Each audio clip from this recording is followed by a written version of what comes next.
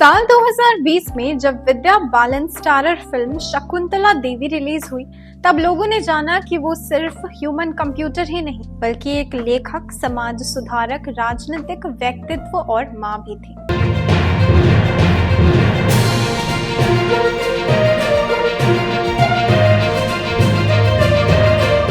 नमस्कार, मैं प्रियंका सिंह और आप देख रहे हैं द एसपी प्रेस।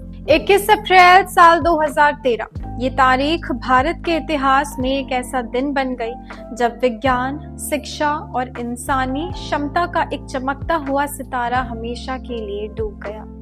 यानी आज शकुंतला देवी की पुण्यतिथि है। 4 नवंबर 1929 को कर्नाटक के बेंगलुरु शहर में जन्मी शकुंतला देवी का जीवन बचपन से ही आम बच्चों जैसा नहीं था।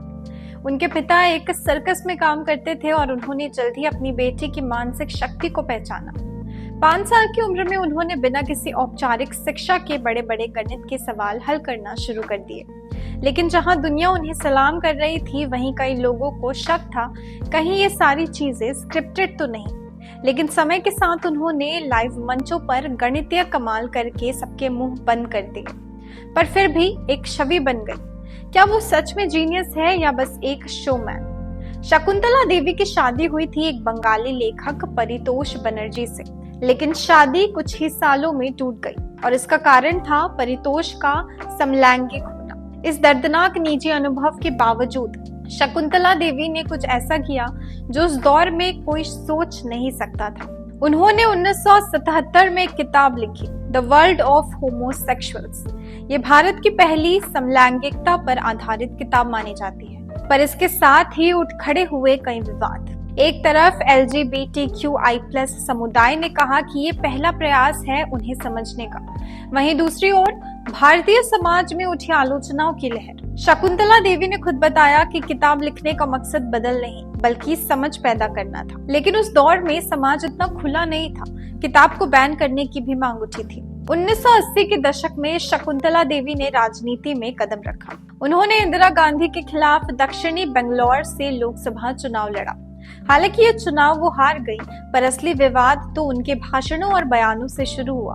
उन्होंने कई बार कांग्रेस पार्टी पर निजी टिप्पणियां की, इंदिरा गांधी के कामों की आलोचना की और खुद को जनता की सच्ची नेता बताया। इस बयान से एक नए विवाद का आगमन हुआ, पर शकुंतला देवी अडिग रही। शकुंतला देवी का निजी जीवन भी हमेशा चर्चा में रहा।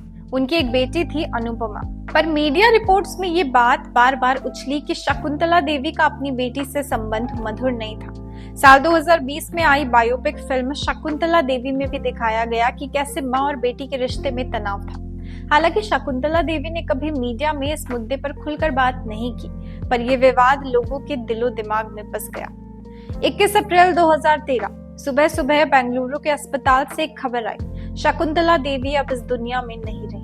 मीडिया चैनल्स पर ब्रेकिंग न्यूज चली, ह्यूमन कंप्यूटर का हुआ निधन। शकुंतला देवी की मौत के दिन भारत के न्यूज चैनलों पर एक तरफ IPL मैच की चर्चा, दूसरी ओर राजनीति के उठापटक और कहीं कहीं पर 1-2 मिनट की खबर। गणित की जादूगर चली गई। किसी ने दिन भर का श्रद्धांजलि कार्यक्रम नहीं किया, ना ही किसी बड़े राजनेता ने प्रतिक्रिया दी, ना ही कोई राष्ट्रीय शोक, ना ही स्कूलों में श्रद्धांजलि सभा। आज भले ही शकुंतला देवी हमारे बीच नहीं है, लेकिन उनके विचार, उनकी गति और उनका गणितीय कमाल आज भी लाखों बच्चों के दिल में जिंदा है। आज शकुंतला देवी की पुण्यतिथि के अवसर पर हम उनके कार्यों को नमन करते हैं और उन्हें श्रद्धांजलि अर्पित करते हैं।